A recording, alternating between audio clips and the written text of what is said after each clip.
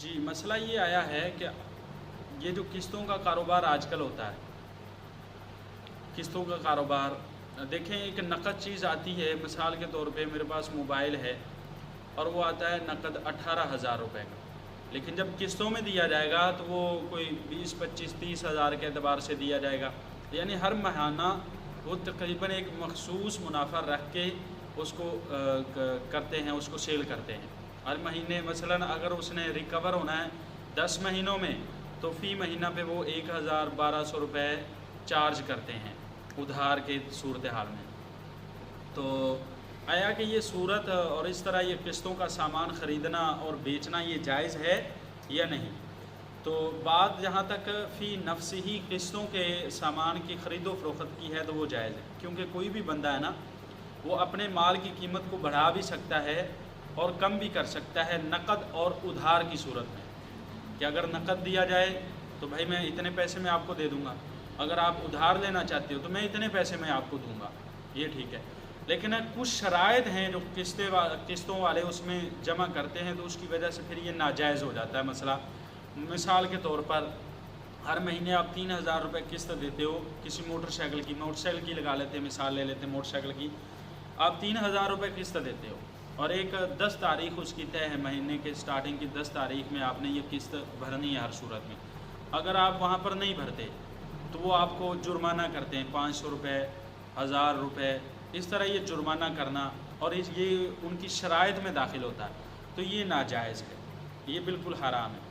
ہاں، جو جائز کی صورت ہے میں آپ حضرات کے سامنے یہ مکمل طور پہ رکھ دوں کہ جب آپ نے قسطوں والی دکان پہ جانا چیز خریدنے کے لیے، موٹر سائیکل لینے کے لیے، تو وہاں پر جب آپ معاملات کو طے کریں گے نا، وہ بندہ آپ کو سمجھائے گا کہ بھائی اگر اتنے مہینوں میں پیسے دو گے تو اتنے کی موٹر سائیکل پڑے گی، اگر 2 سال میں پیسے دو گے تو مثال دیتا ہوں کہ 70,000 کی پڑے گی، اور اگر آپ ایک سال میں موٹر سائیکل کے پیسے دیتے ہو، ٹوٹلی سارے پیسے ختم کرتے ہو، تو پھر آپ کو 60,000 روپے میں دی جائے گی۔ تو اس طرح وہ سمجھا رہا ہوتا ہے، تو وہ سمجھانے میں کوئی مسئلہ نہیں ہے، لیکن جب آپ نے موٹر سائیکل لے لینی ہے، بات جب آپ نے کر لینی ہے کہ ٹھیک ہے جی اب میں موٹر سائیکل لینی ہے، سودا کرنے لگنا ہے، تو پھر ایک رقم مخصوص طے کر دو کہ بھائی 70,000 روپے میں آپ سے یہ میں موٹر سائیکل خرید رہا ہوں، باقی قسطیں آپ مہینے بعد دیتے رہیں۔ یعنی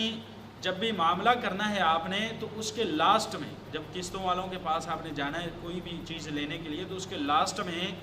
وہ جیسے مرضی آپ کے سامنے شرائط رکھتے ہیں، کچھ شرائط ماننے کی ہوتی ہیں، کچھ نہیں ہوتی، تو وہ شرائط اول تو اپنے علماء کے ساتھ رجوع کیا جائے اور ان شرائط کو دیکھا جائے، کسی عالم کو دکھا دیے جائیں کہ ان میں سے کون سی شرط ہے جو ناجائز ہے، جس کی وجہ سے ساری بیع ناجائز ہو جائے گی، تو پھر وہ جیسے فرمائیں تو اسی طرح کر لیا جائے۔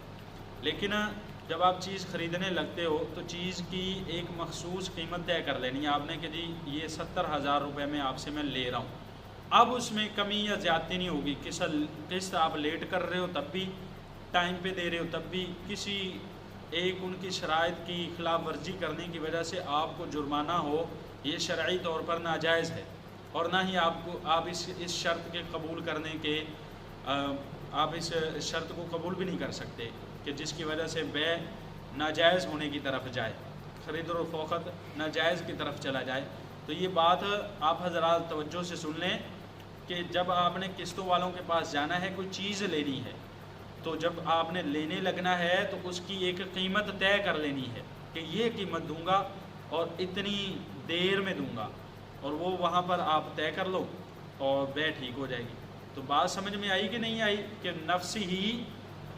قسطوں کا مال فی نفسی ہی جائز ہے، لیکن اس میں کچھ شرائط ایسی ہوتی ہیں کہ جن کی وجہ سے اس کو ناجائز قرار دیا جاتا ہے، لیکن اگر وہ شرائط نہ ہو تو پھر خرید اور فروخت میں کوئی قباحت نہیں ہے۔